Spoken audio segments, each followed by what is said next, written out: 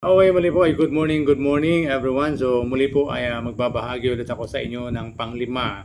Panglima na po ito na benefits sa pag-inom po ng ating Jewel of the Orient. Ayan, okay. So marami po ang matutulungan nito. Ayan, sapagkat ito po ang panglima ay yung nakalagay po dito is balance hormone levels. So kailangan po balance yung mga hormones sa loob ng ating katawan. So, babasahin ko muli sa inyo. Ayon po dito kay Dr. Jalolo.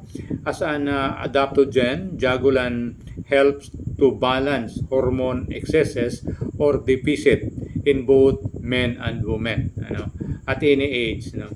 It does this by the ability of its active saponin to increase the deficiency of the receptor, the sites where hormones bind with cells. So, yan guys, napakaganda sapagkat yung mga hormones po sa ating katawan, ng mga imbalance na tinatawag, kailangan po balance po yan.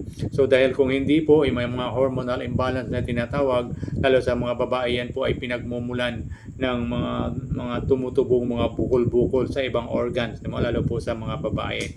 So, ganun din sa lalaki, meron ding hormonal imbalance. So, sa mga babae, isa rin po ito sa nagiging rason kung bakit hindi nabubuntis, hindi basta-basta nabubuntis yung isang babae kasi mayroon siyang tinatawag na hormonal imbalance. So, kailangan po balance po ito at sa pag-inom po nitong product na ito ay nababalance po yung hormone levels ng isang tao sa pag-inom ng ating product. So napakaganda po nito kaya i-share po natin doon po sa mga kalala at kaibigan natin na may mga ganong problems. Okay? So maliwanag po ay marami po ang makaka-relate nito sapagkat marami po ang matutulungan sa mga ganong kaso ng ating mga kababayan. Ayan, okay? So muli po ay maraming salamat at magandang umaga sa inyong lahat.